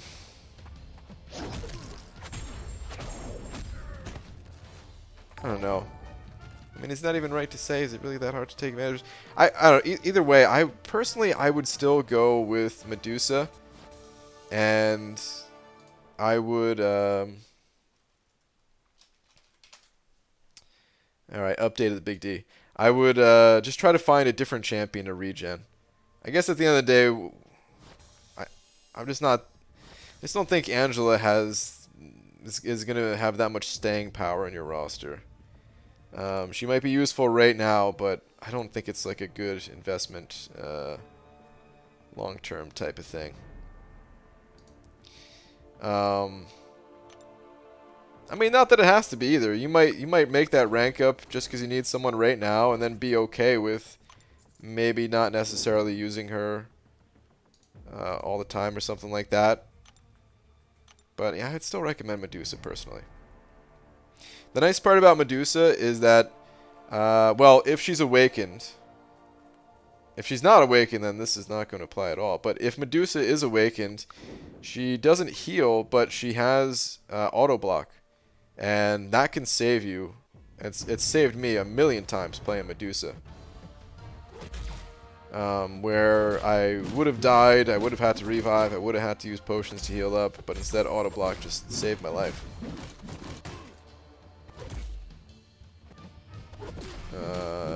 If Medusa's not awakened, then actually Angela might be the better way to go. So that's probably final answer. If Medusa's awakened, go Medusa. If not, Angela would be more helpful right now, probably. Lakers Bodyguard sending over another 3. Thank you very much. Saying less talking. What? Less talking, more naked? What in the hell? Hashtag no panties Friday. First off, no panties is every day because I don't wear panties. But Lakers Bodyguard, thank you very much, dude. Appreciate the 3 more bucks that you sent over. YouTube will not allow me to get naked. Also, I don't want to make any of you guys throw up. So.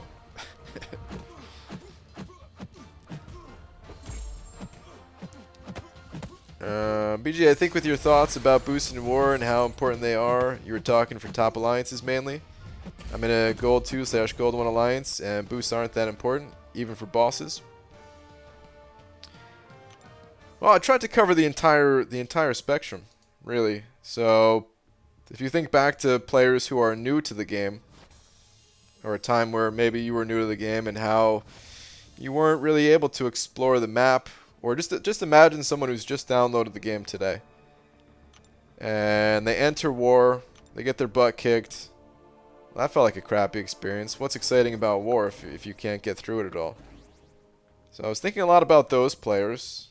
I was thinking a lot about the competitive players as well. But I mean, really, it covers the entire range. You may not be using a lot of potions or boosts, but that doesn't mean that other players are in the same position. I've played the entire spectrum of war from that time where, like war, Alliance War was introduced right after I started playing the game, I believe. And yeah, I remember not being able to get past like the first Iron Man fight because he regened. It was impossible for me to get past that fight. And that was all War was for me. It's not a satisfying gameplay experience at all. And then over the course of the years that I've been playing all the way up to Masters, I've played in every single tier of Alliance War possible. There was no gold seasonal rewards or anything like that back then, but I've still played in every single tier possible. And I've seen players sometimes use items, sometimes not use items. But the point is, you shouldn't be punished for wanting to be competitive. Maybe if you're not having to use items or anything like that, you're probably stronger than the brackets that you're in. If you were given the option to play more competitively without having to use any resources.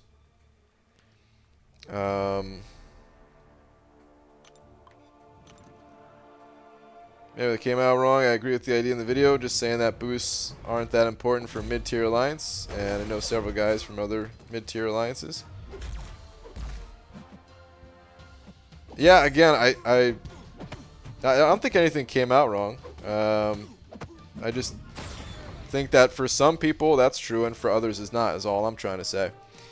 I know a lot of people in... I mean, first off, I mean, gold is still pretty high, to be honest. It's, yeah, I guess I would probably say mid-tier 2, just so it's not confusing, but gold is up there. And I know a lot of people that take it seriously and boost and stuff. There's also a lot of people who, again, kind of dropped down from maybe the higher brackets and stuff like that, and just said, well, nope, not going to boost anymore. Or there might be some people who not necessarily drop down, but they just always had that mindset of, nah, boosts are unnecessary. Like, there's so many different types of players. There are some players that even in the lowest tier, they're going to be, you know, popping boosts and stuff like that.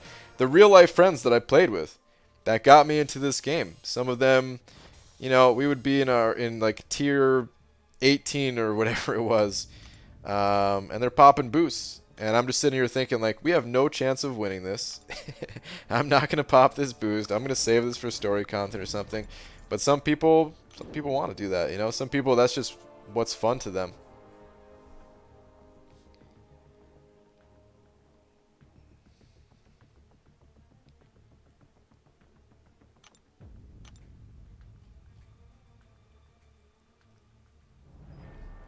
Boosts are also a way to save potions too. Like, if you think about it that way, like, I know some people use potions but not necessarily boosts because they can get the potions for free in the glory store, whereas the boosts can't always get them for free, or not like an infinite supply of them type of thing, where, you know, you might want to save it for other content. But you can also look at it as, okay, I can either boost up and get through some more fights without having to use potions, or I could not boost and maybe I have to use some potions in the fights and stuff like that. I think Kabam should introduce a global node halfway through AQ map where you take down a node and every fight after you get healing per hit you give. I thought about things like that too. I think it's a really interesting idea to have like these like beacons in war where you activate them by hitting a certain node and you gain some type of benefit after getting there.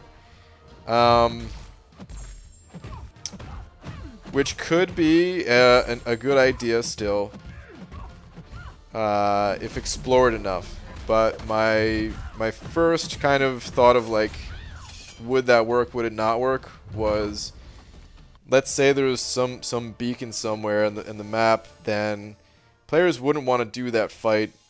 Players wouldn't want to do their fights until that beacon is reached. And I suppose you could have it so that it's linked all around. Everyone has to do their fights before getting to it or something. So it's still possible for, you know, for something like that to work, but Yeah, it would just like I said, I think there's some potential there. I think there's some real potential there, but it would have to be thought out and added to the map in like the right way.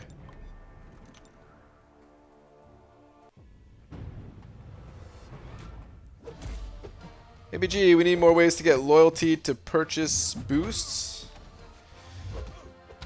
Yeah, right now there's not too many ways to get loyalty, right?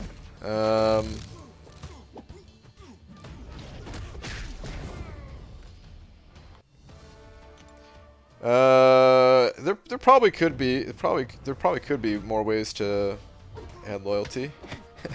I mean, there could definitely be more ways to add loyalty.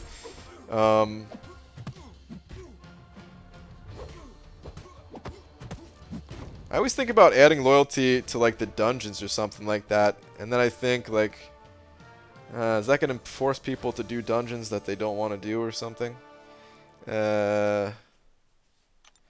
Which I mean, a lot of that's what a lot of games are, is like, you know, compelling you to do things that maybe you wouldn't necessarily do, but because you're being rewarded for it, all right, you're gonna do it. It kind of makes it fun. But with this game, there's already so many things going on. Would it be a good idea to stick loyalty in dungeons? Or I mean, you could put it elsewhere. Could reduce cost of loyalty. I don't know. Loyalty for me is hard to think about because I don't really use loyalty on anything except for donations. And you could also donate loyalty with units, so you can kind of make up loyalty that way. But I know for some people, their loyalty, they do buy a lot more boosts and stuff like that. And I don't know if the answer is just to say, well, buy less boosts, or if it would be better to add other additional ways to get loyalty so that people could get those boosts. I don't know. That one's tough. Timothy, what's with all this game logic speak? Where's the love, man? The love. What do you mean, where's the love? I love video games. So we're talking about, as far as I'm concerned, we're all talking about the things that we love. The game.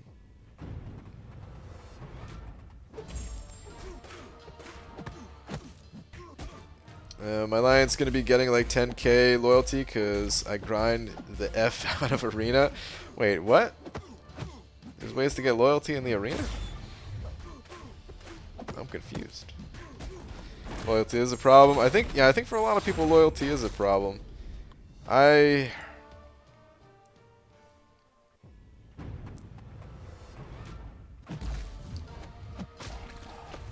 try to think like what would be, so I think there's like three different answers to like the loyalty problem, right? One, you could say, what problem? Buy less boosts. Two, you could say, okay, we're gonna give you more loyalty, and we're just gonna add it to the ways they are already getting loyalty. So at the end of each war, or at the end of each war, you're gonna get more loyalty, or the daily help request button. Oh, that's probably what you're talking about, the help button, where the Alliance is going to get loyalty. But yeah, you could say like the daily cap on loyalty that you get for hitting helps, you could double that or something like that. So adding it to the modes that you already get loyalty, right? Adding it the same way, just increasing the amount. Or you can say, okay, we're going to give you a way to farm loyalty if you really want it. But we're going to make you work for it. And then add it to something like the dungeons. Or some other mode. I mean, just the same way, like, kind of like how potions are, where if you want potions, they're available. Winter Soldier's holding them all. But you got to work for it. I wonder what, if, like, given an option, if...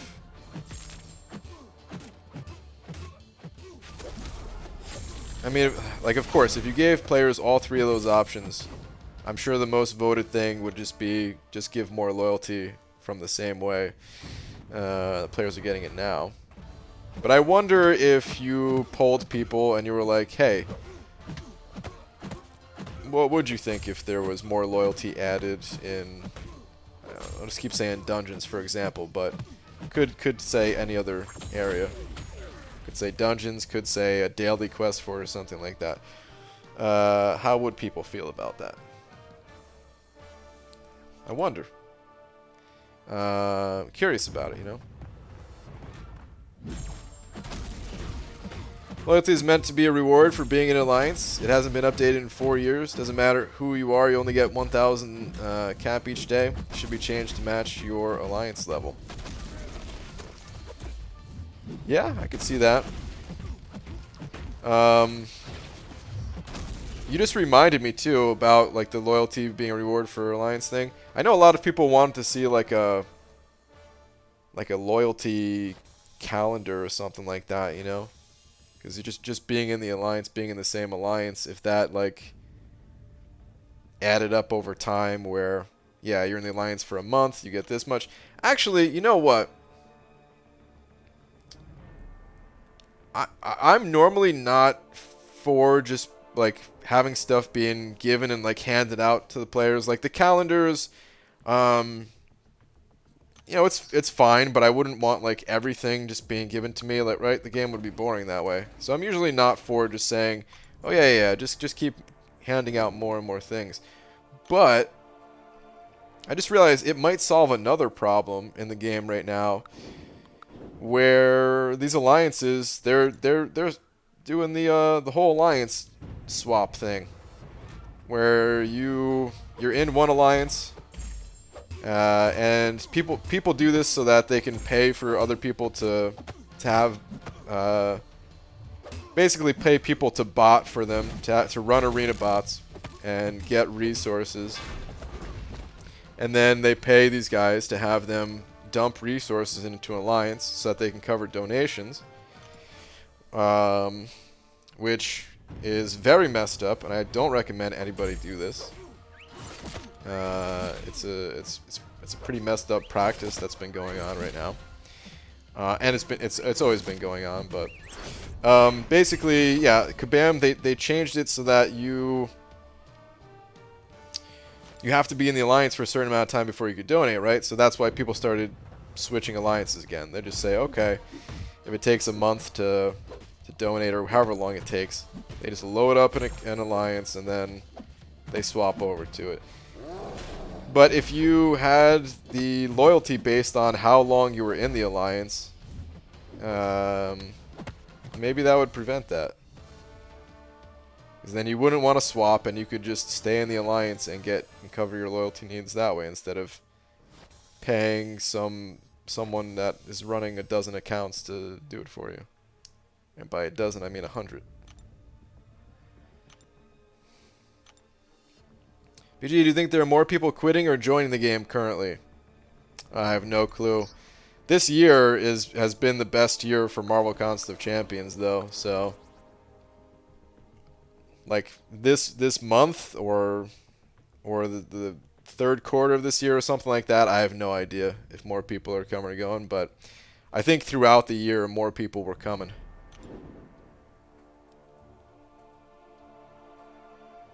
You can prevent the swaps with Kabam selling AQ like the black market does, though.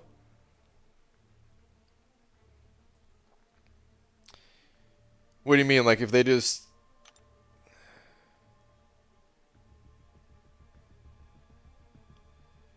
Like they just sold... Instead of paying like the donations to unlock the map, you just gave them $5 to unlock the map or something like that? I don't know. Here's what happens. Here's what I think would happen if that were the case. If that's even what you're saying. If Kabam sold the way to unlock the maps, because they kind of already do. Right? You could buy units and you could donate with units. So they kind of already sell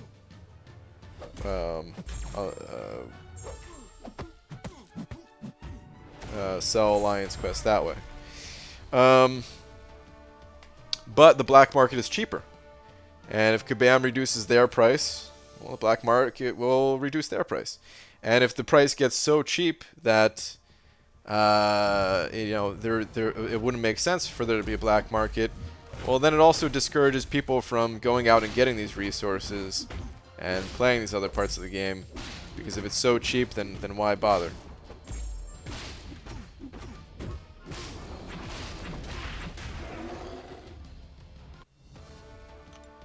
Hey Brian, can you purchase 6-star vision on stream, please? Iron Captain, I cannot do that. Thank you for your request, but I will not be doing that.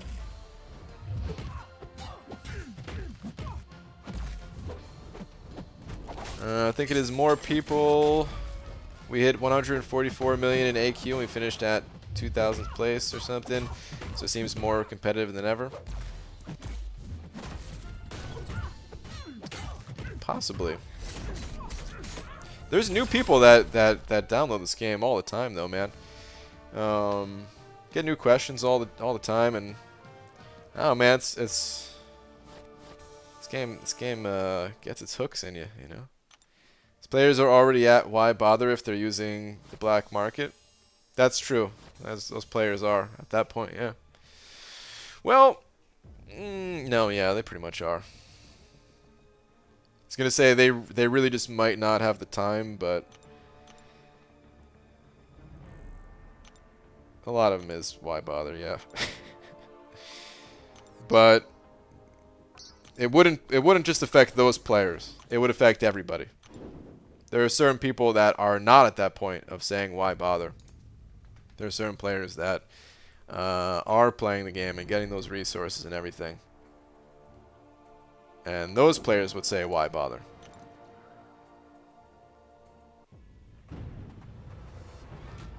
Is it worth it to get 5-star vision offer? His value has diminished over time, and he's no longer as helpful as he once was. And I haven't really used my 5-star OG vision. I don't regret picking him up because I saw some synergies, and maybe I'll use him from time, like maybe in the future I'll use him or something. But he's not super strong, and for a lot of people, it's not going to be worth it. Now, free to play wouldn't / couldn't. Why bother? I'm not talking about free to play. There's a lot of other people that are not free to play, but they grind arena and play other areas of the game and all that stuff. I'm the only free-to-play person in my alliance, and if the prices got low enough, I feel like most people would hit that why bother point.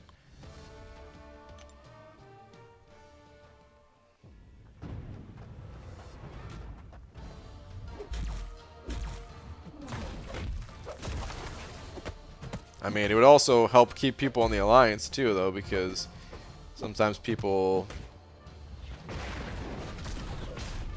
have to drop out of the alliance because they can't cover the donations. Point is that it seems to get more and more serious players. Yeah, probably. I mean, it still, to me, it still does feel like the game is growing. It's just hard to say without seeing the numbers that Kabam sees, you know.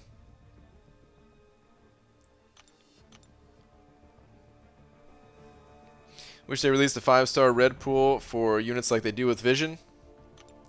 Yeah, it'd be nice if they made that red pool available not for cash, but that probably ain't gonna happen anytime soon.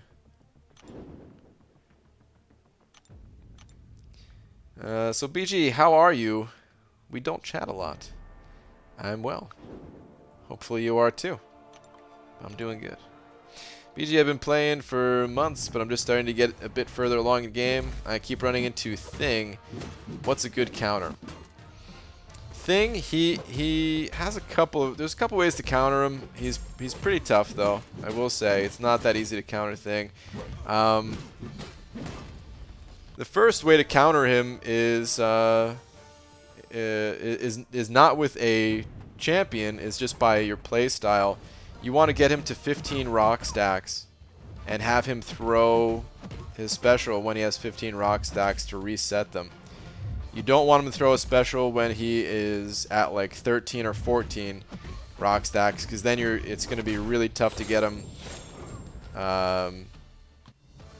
you know, to throw a special by the time you get him to 15. So it's a lot of, you know, being careful with how you are approaching the fight.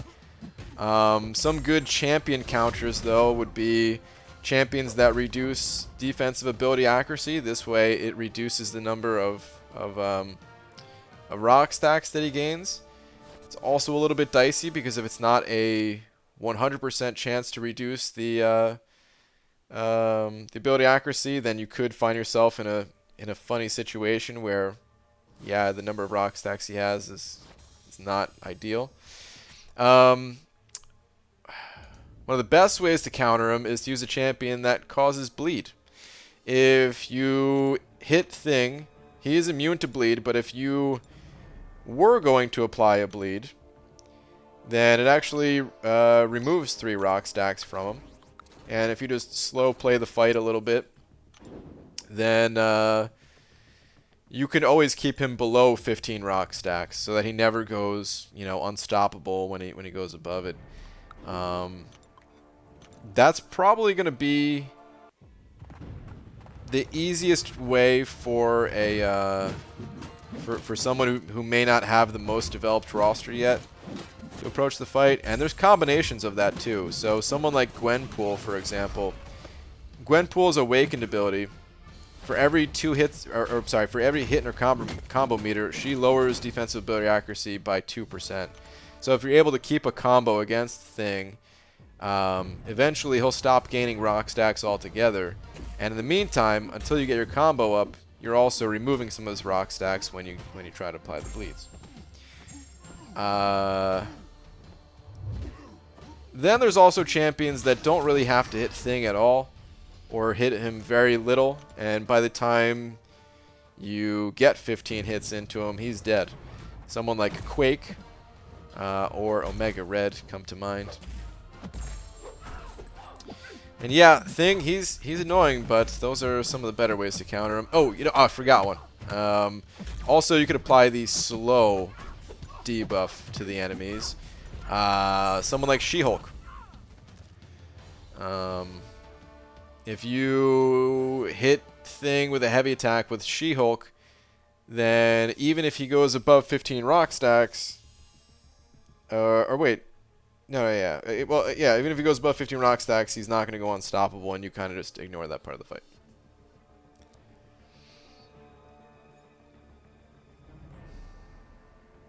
How many players left for Loki after the season? I see many new players there. I think 3 maybe. There's one that is coming back. They just were going to be traveling. So they, instead of trying to always find like a good Wi-Fi connection or something like that, they just said, yeah, invite me back when I'm back home.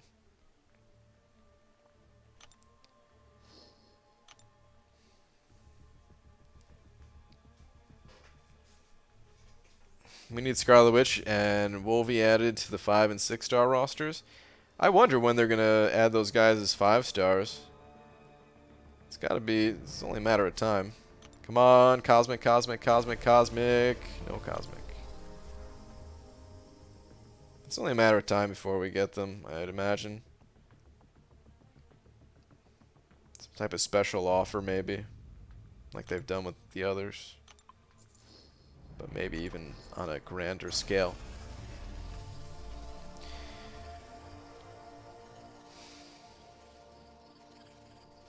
Gambit is good.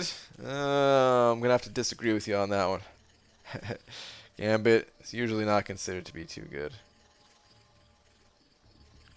New to Contest of Champions, do you have any tips?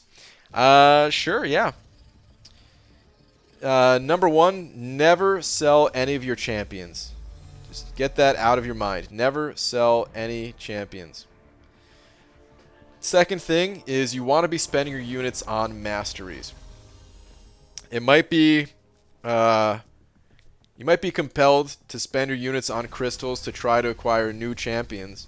But think about it this way. You might get lucky and get a new champion that will help you out. If, however, you take those units and spend them on masteries, then you are guaranteed to make your entire roster stronger. So spend the units on masteries before you look to spend them on crystals. This community is super helpful. Always, you know, you can always feel free to ask questions. Ask them in my stream or other streams. There's a lot of YouTube content out there, but there's a lot of resources outside of YouTube as well. I'm going to link a website. This is the best website for information about certain champions and stuff. It's called Aunt May. And then there's Reddit, a bunch of different areas and resources to look at. Never underestimate the arena. The arena might not seem like the most rewarding game mode, and early on it might not be. But that is where you can get an infinite amount of gold and units for free. It takes time. You got to put in a lot of time to get those things, but you can get an infinite amount of that stuff for free, depending on how much time you are putting into it. And if you are someone who's interested in playing Arena, because not everybody is, then you want to learn about the infinite streak. And this will be my last piece of advice, is you don't have to look into it right away, but when you get a chance, look into the infinite streak. I have a video on my channel about it. It's a little bit old, but the information is still solid. It's just that back then there were only 2 arenas, whereas now there's 5 arenas. And yeah. Again, if you have more specific questions about anything, feel free to ask. We'll all try our best in here to help out. Okay, actually one last thing about other people helping out. There's a lot of people that have been playing this game for years. A lot of very knowledgeable people. Accept their advice, you know? Just because I'm the person doing the streaming or whatever doesn't mean I'm any more knowledgeable than the other people in here that can also help out, you know? And a lot of people do. I just disconnected right before I was about to stop my stream anyway. What the hell was that? I'm back though, right? Pineapple? Okay, I see pineapple. Thank you, Affliction. That was funny. Advice overload stream terminated. Yeah. Okay, anyway though. Yeah, thank you all for hanging out as always. It's fun talking about different ways to improve the game and stuff. Wally Wife. Shout out to Wally Wife. Thank you very much for being the big D. And yeah, thank you to everyone else. We had a nice wall going. And yeah, I'll see you guys tomorrow then, eh? Alright, good night everybody.